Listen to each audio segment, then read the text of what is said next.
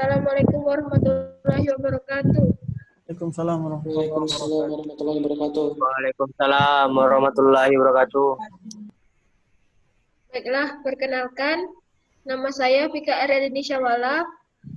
Di sini saya mewakili kelompok 10 akan membuka presentasi dari kelompok kami tentang Islam dan budaya.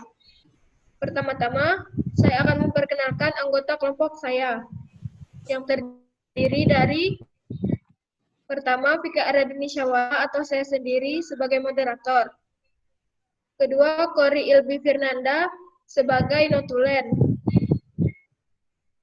3, Ulitia Anugrah sebagai penyaji. 4, Yulianti Dwitasari sebagai penjawab.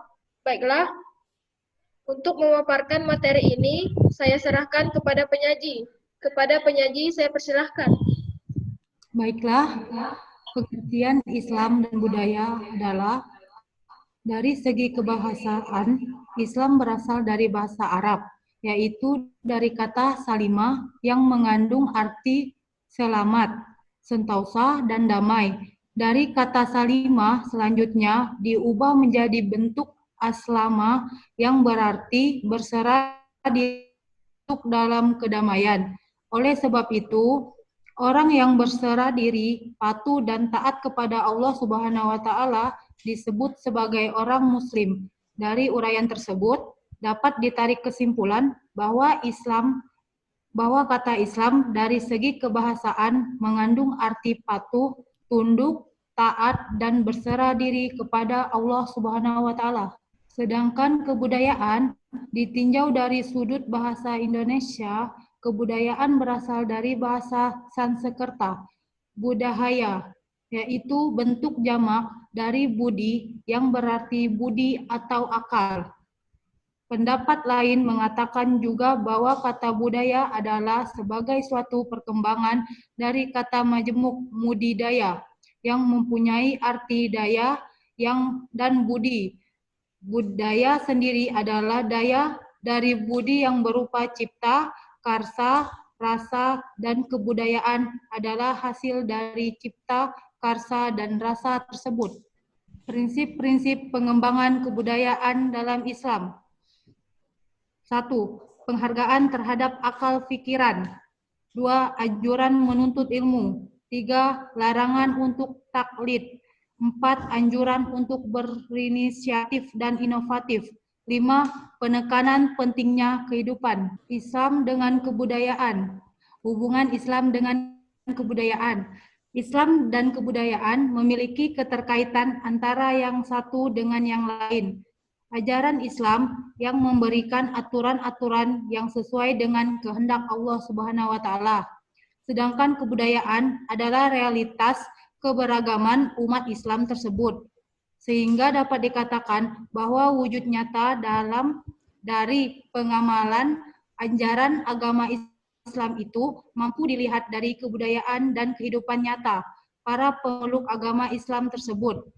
Kebudayaan dapat pula digunakan untuk memahami agama yang terdapat pada tataran agama yang tampil dalam bentuk formal yang mengejala di masyarakat.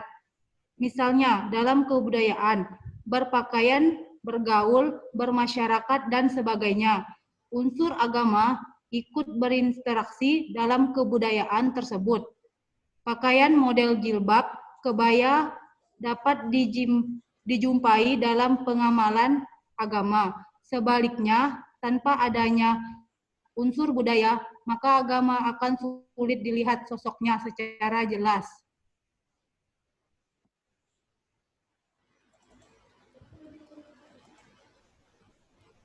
Kebudayaan dalam pandangan Islam.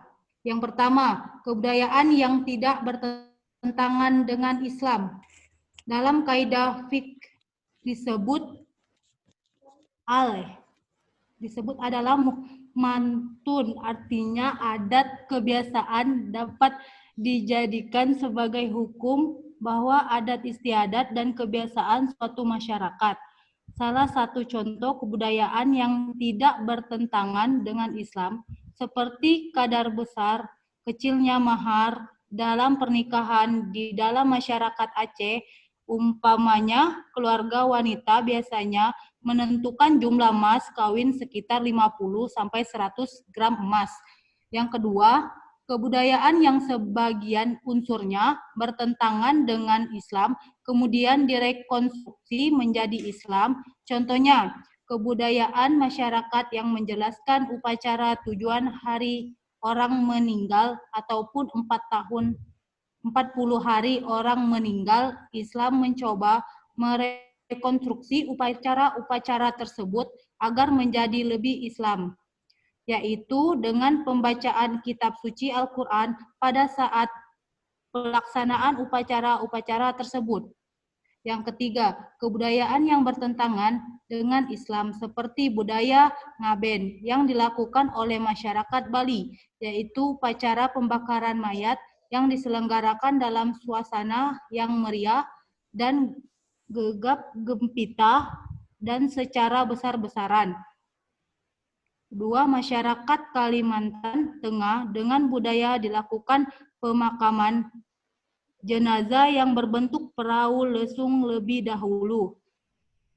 Masyarakat Cilacap, Jawa Tengah, mereka mempunyai budaya tumpeng rosulan, yaitu berupa makanan yang dipersembahkan kepada Rasul Allah dan tumpeng lain yang dipersembahkan kepada Nyai Roro Kidul. Hal-hal di atas merupakan sebagian contoh kebudayaan yang bertentangan dengan ajaran Islam, sehingga umat Islam tidak dibolehkan mengikutinya. Baiklah, saya serahkan kepada moderator. Baiklah, terima kasih kepada penyaji.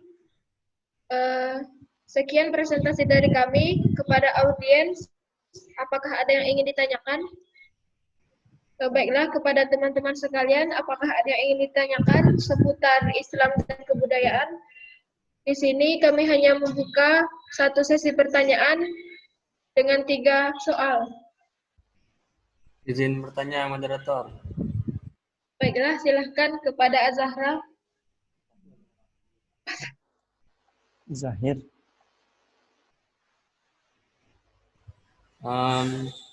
Sebutkan contoh tradisi kebudayaan keagamaan yang ada di Indonesia. Terima kasih. Baiklah, terima kasih kepada Azahir. Saya tampung dulu pertanyaannya. Kepada teman-teman yang lain, apakah ada yang ingin bertanya lagi? Teman-teman, apakah ada yang ingin bertanya? Karena waktu kita terbatas. Teman-teman, sekali lagi, apakah ada yang ingin ditanyakan? Aku kan menjawab. Baiklah, sembari menunggu teman-teman lain yang ingin bertanya, kami akan menjawab pertanyaan dari Azza. Jawabannya akan dijawab oleh Yulianti Dwitasari. Kepada Yulianti, saya persilahkan. Baik, pertanyaan akan saya jawab. Sebutkan contoh tradisi kebudayaan keagamaan yang ada di Indonesia. 1. Halal bihalal. Biasanya dilakukan di bulan Syawal atau pada hari raya Idul Fitri. 2. Tabot atau tabuik dan dari Bengkulu untuk mengenang kisah kepahlawanan dan kematian Hasan Hussein bin Ali bin Abi Thalib. 3. Sekaten Surakarta dari Keraton Surakarta, Jawa Tengah, dan Keraton Yogyakarta untuk mengenang jasa para wali songo yang berhasil menyebarkan agama Islam di tanah Jawa. Baiklah, kepada Az-Zahir, apakah jawabannya sudah jelas? Ya, sudah. Baiklah, terima kasih kepada Az-Zahir karena sudah bertanya.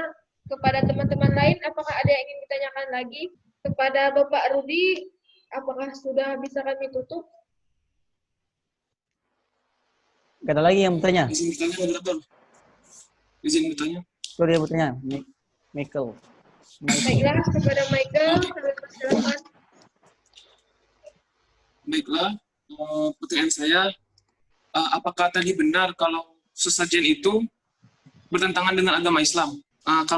Kalau misalnya sesajen itu bertentangan dengan agama Islam, mengapa masyarakat umum sekarang menganggap bahwa bahwa sesajen itu biasa saja, padahal sudah dilarang, kalaupun misalnya dilarang oleh agama? Baiklah, terima kasih kepada Michael atas pertanyaannya. Beri kami waktu untuk mencari jawaban dari pertanyaan Anda tersebut. Izin moderator bertanya. Baiklah, kepada Marlina, saya persilahkan. Assalamualaikum warahmatullahi wabarakatuh. Waalaikumsalam warahmatullahi wabarakatuh. Di Belitung kan ada sebuah tradisi bernama Maras Tahun. Nah, biasanya setelah acara Maras Tahun itu diberi tepung tawar untuk untuk nganuk rumah biasa ke motor-motor, kendaraan kan ke kebun biasanya. Nah, itu tuh apakah hal tersebut merupakan tradisi yang salah? Dan jika memang salah, bagaimana cara kita memberitahu masyarakat bahwa hal tersebut bertentangan dengan ajaran agama Islam? Mungkin itu saja. Terima kasih. Baiklah, terima kasih kepada Marlina. Izinkan kami untuk mencari jawabannya tersebut.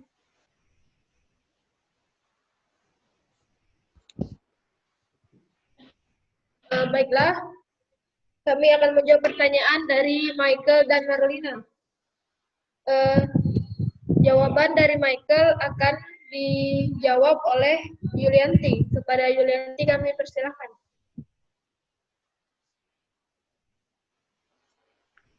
Baik, saya akan menjawab pertanyaan dari Michael. Apakah benar sesajen itu bertentangan dengan agama Islam? Jika bertentangan, mengapa masyarakat menganggapnya biasa saja? Sesajen dalam agama Islam sangat ditentang karena hal tersebut merupakan perilaku yang musyrik atau dinilai menyekutukan Allah. Tetapi mengapa masih banyak masyarakat menganggapnya biasa saja? Karena masyarakat kebanyakan menganggap sesajen adalah bentuk penghormatan kepada makhluk halus yang menjadi kebudayaan lama dan harus dijaga. Baiklah, kepada Michael, apakah jawabannya bisa diterima? Terima kasih. Terima kasih kepada Michael.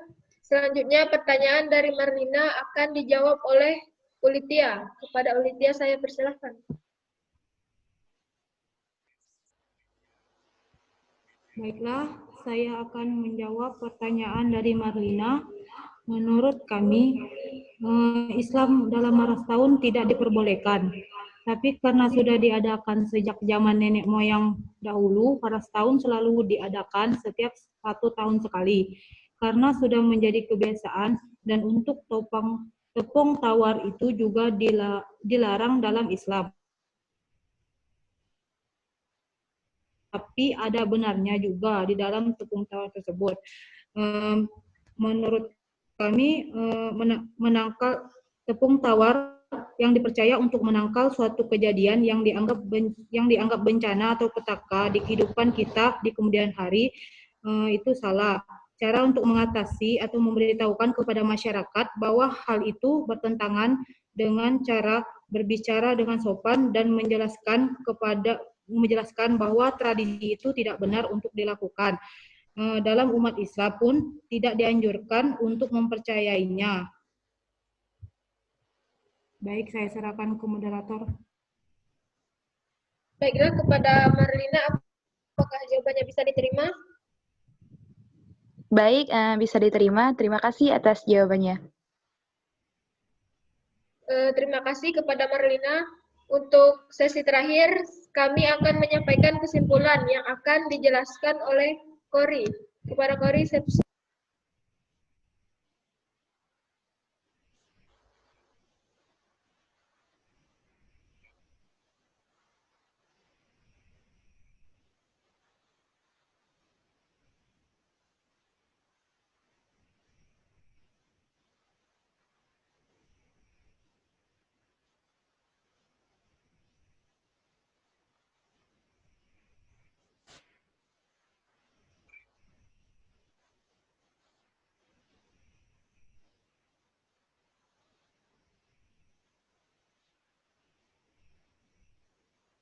kepada Saudara Kori, apakah bisa didengar?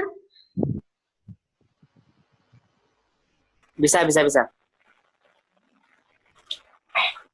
Assalamualaikum warahmatullahi wabarakatuh. Warahmatullahi wabarakatuh. Baiklah,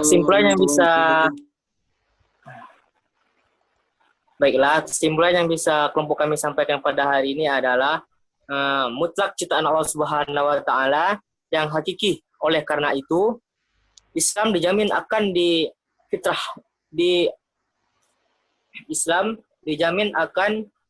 fitrahannya, kemurniannya, kebenarannya, kekekalannya, dan konstanta atau tidak dapat diubah oleh manusia sampai kapanpun. Sedangkan kebudayaan adalah hak cipta, karya, rasa, karsa, dan akal buah budi manusia untuk mencapai kesempurnaan hidupnya.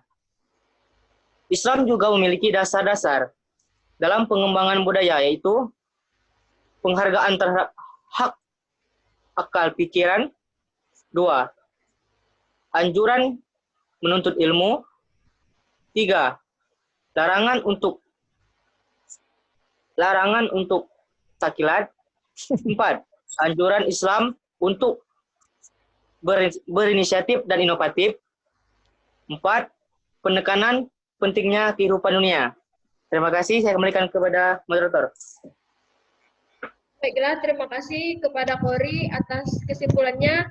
Selanjutnya akan saya serahkan kepada Bapak Rudi Irawan. Saya persilahkan kepada Bapak. Taklid. Baik, bismillahirrahmanirrahim. Saya sedikit saja menambahkan. Saya akan share makalahnya. Ada beberapa hal yang mungkin bisa saya tambahkan terkait dengan makalah ini. Bagus ya. Sudah bagus. Tadi sudah saya baca, ini ayatnya nggak muncul nih ya. Ayatnya nggak muncul. Kenapa nggak muncul? Di PDF-nya muncul ya. Kalau di sini nggak muncul. Mungkin beda word, Pak. Oh gitu, baik. Nah, ada hal yang perlu kita perhatikan diantaranya terkait dengan ibadah, agama, atau dengan budaya. Kalau kita melihat Islam di zaman awal dahulu, sampai pada masa Umar bin Khattab, kekhilafahan Islam itu bisa menguasai sepertiga dunia. Dan ini semuanya adalah bagian dari budaya dan agama. Kolaborasi antara budaya dan agama. Akan tapi zaman sekarang kalau kita melihat bahwa ada istilah mencipta sesuatu yang baru disebut dengan nama ibtidah namanya. Ibtidah itu artinya mencipta sesuatu yang baru.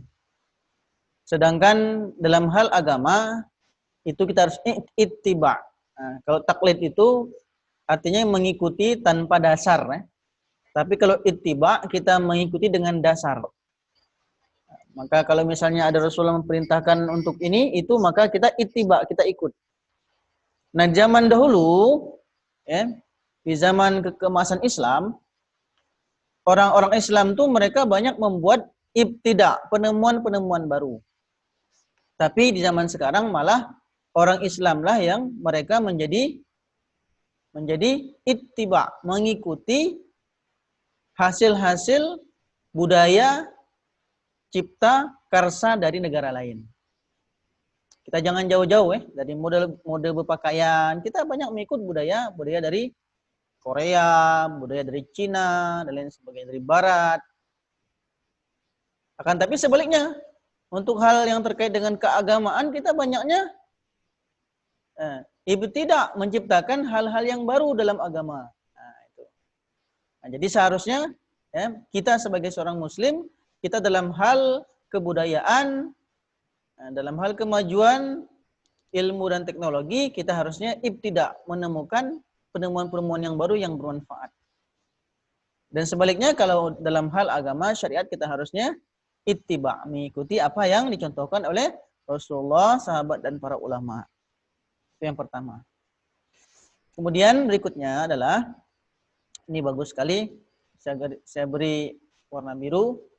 Dalam kebudayaan berpakaian, bergaul, bermasyarakat dan sebagainya.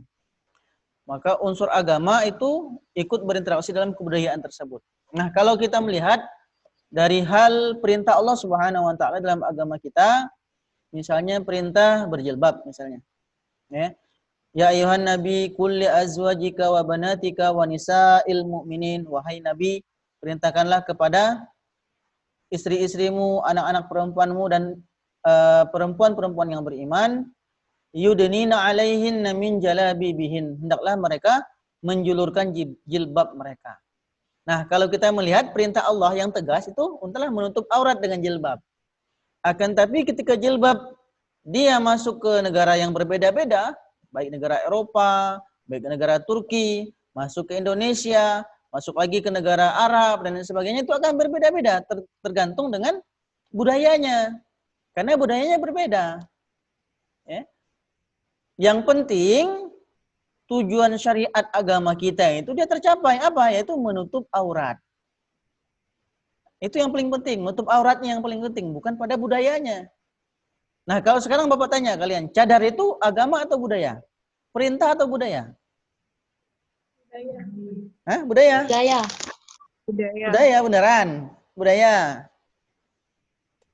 Nah, cadar itu ada perselisihan ulama terkait dengan cadar itu. Ada yang mengatakan cadar itu wajib, ada yang mengatakan cadar itu hanya sekedar disunahkan saja. Itu bagian dari agama sebenarnya. Dan bisa juga dia bagian dari budaya.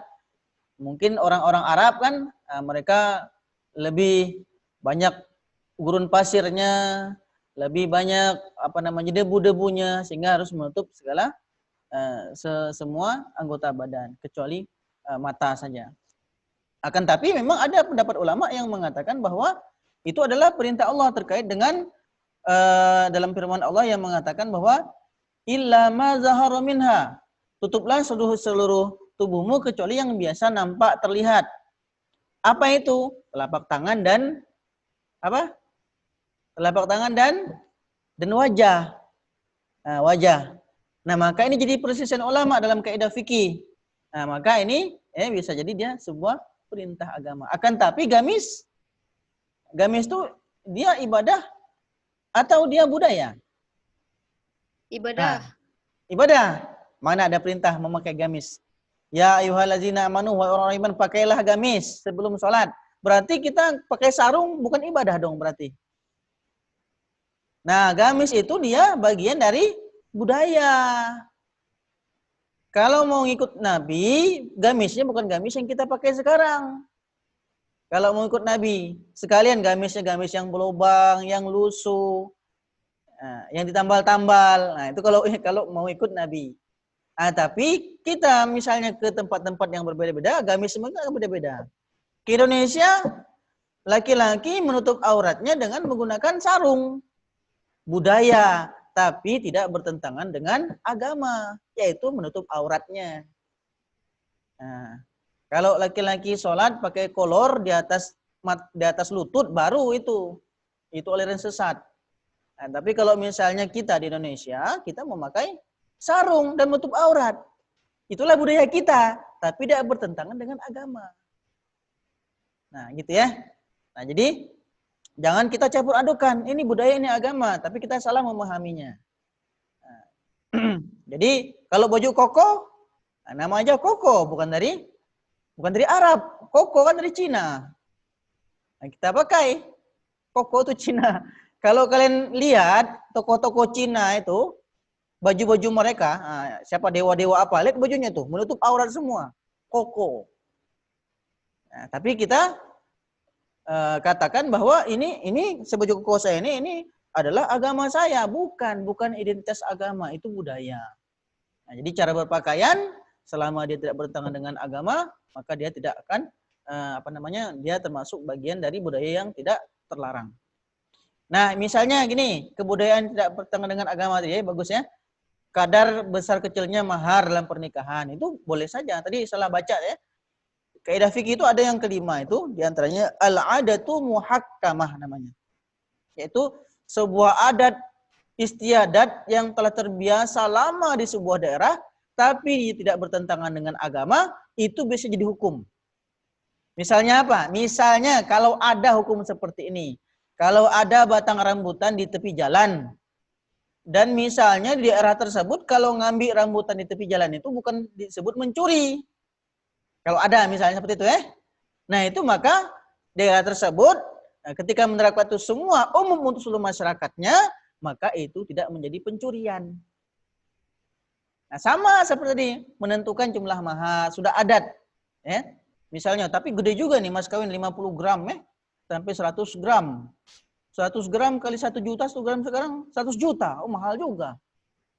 Nah, kita lihat dengan hadis Nabi. Ini memberatkan.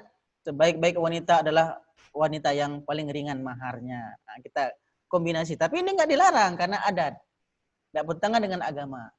Nah, begitu juga, kalau ini menikah antar agama diperbolehkan. Ini yang dilarang. Karena Allah berfirman dalam Al-Quran bahwa seorang wanita dia hitam, kemudian dia hitam jelek, itu lebih baik bagi kamu dibandingkan dengan seorang musyrik, seorang musyrikah perempuan atau laki-laki yang dia lagak, kaya atau ganteng, tapi dia tidak beragama Islam.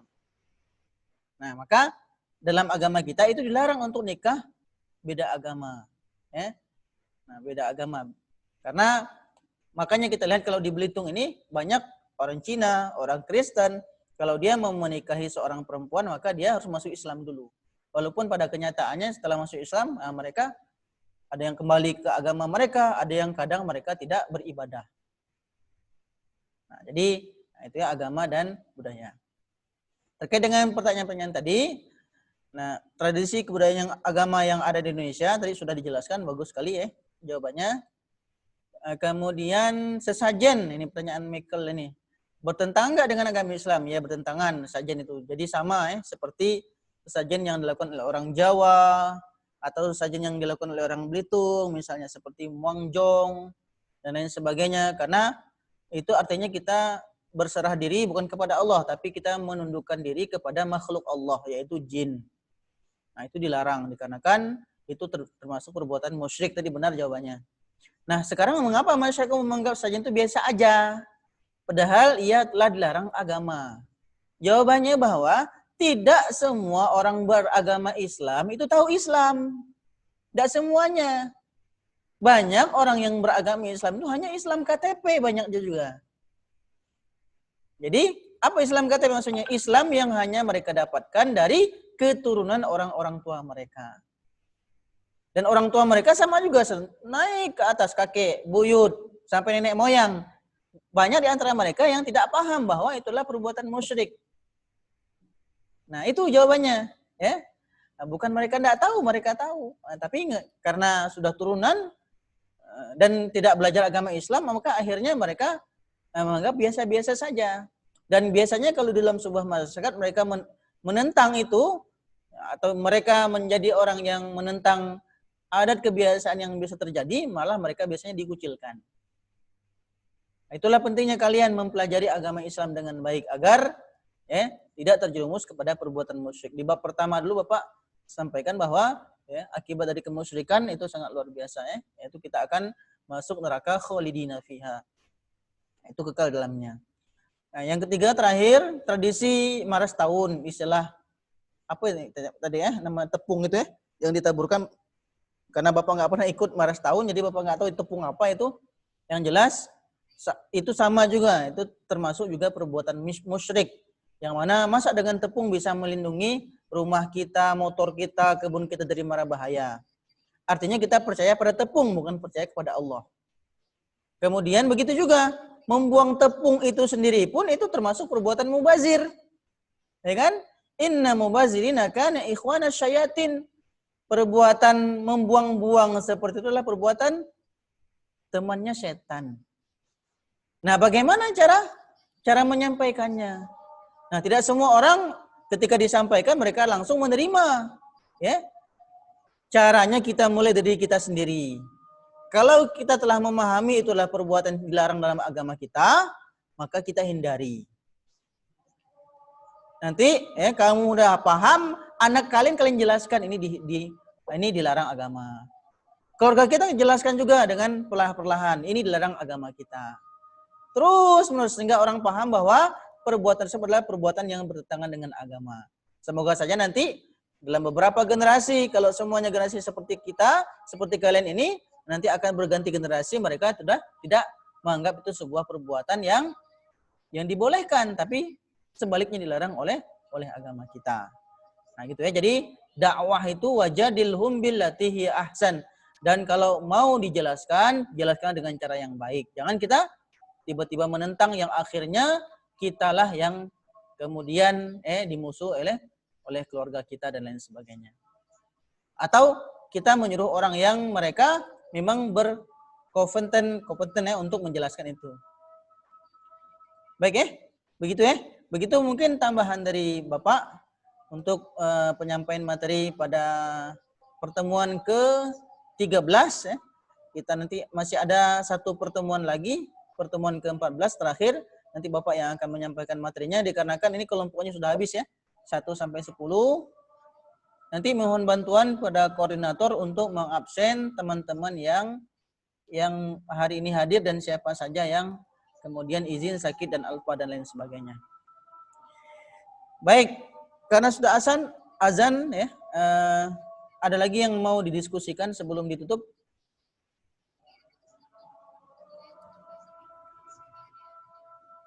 Oke, tidak ada ya? Pak, Oh, Pak ya. izin bertanya Pak. Ya, silakan. Assalamualaikum warahmatullahi wabarakatuh. Perkenalkan saya Gapariana. Di sini ingin bertanya, bagaimana dengan negara luar yang menikah beda agama, Pak? Misalnya kan salah satu di antara mereka itu ada yang beda agama, misalnya istrinya. Terus mereka melangsungkan pernikahan tanpa istrinya itu tidak masuk Islam gitu, Pak. Apakah pernikahannya itu sah atau enggak? Dan bagaimana pandangan dalam Islam? Terima kasih. Istrinya enggak masuk Islam yang istrinya. Wala amatum mu'minatun khairum min musyrikatin walau a'jabatkum. Seorang perempuan yang tadi Bapak bilang dia jelek akan tapi dia beriman lebih baik dibandingkan dengan wanita yang mereka cantik dan lain sebagainya. Di dalam agama kita memang kalau laki-lakinya dia seorang muslim akan tetapi perempuannya ahli kitab itu masih sah. Nah, ada yang mengatakan sah pernikahannya. Akan tetapi jikalau seorang laki-lakinya dia adalah seorang yang non muslim dan perempuannya muslim, maka tidak sah pernikahannya. Nah, jadi kalau kita melihat negara lain ya, kalau bagi mereka ya sah-sah saja dikarenakan mereka bukan negara Islam. Ya, karena mereka bukan negara Islam kan. Jadi kalau bukan negara Islam, apapun yang mereka lakukan ya tidak sesuai dengan kepercayaan dan aturan agama Islam. Bahkan seperti misalnya, mohon maaf orang-orang yang dalam negara lain, misalnya sebutlah negara Eropa. Nah, mereka kalau misalnya melakukan perbuatan-perbuatan asusila pun mereka dilindungi oleh undang-undang. Bahkan ada sebuah negara itu yang menghalalkan menikah bukan hanya dengan beda agama, tapi dengan sesama jenis. Bagaimana Pak itu hukumnya? Ya, hukumnya dalam agama kita haram, tapi kita tidak bisa mengintervensi mereka dikarenakan mereka punya aturan sendiri dalam hal tersebut. Nah, jadi kalau perempuannya kalau dia ahli kitab maka itu masih ada yang membolehkan. Tapi ingat dengan firman Allah tadi bahwa yang terbaik yang dua-duanya muslim dan muslimah. Muslim dan muslimah itu tetap yang terbaik. Dikarenakan nanti masalah akan muncul ketika dalam kehidupan rumah tangga. Mulai pertama ibadah susah dalam keluarga nanti. Satunya Kristen, satunya Muslim. Kedua, dalam hal pembagian harta waris. Ada yang cara Kristen dan cara Muslim. Ketiga, nanti anak agamanya mau ikut siapa? Nah, ini banyak terjadi permasalahan-permasalahan dalam lingkungan rumah tangga kalau bernikah beda agama. Nah, kalau mereka mau melakukan itu negara Eropa ya terserah saja bagi mereka kan nanti karena mereka bukan negara yang berasaskan dengan agama Islam.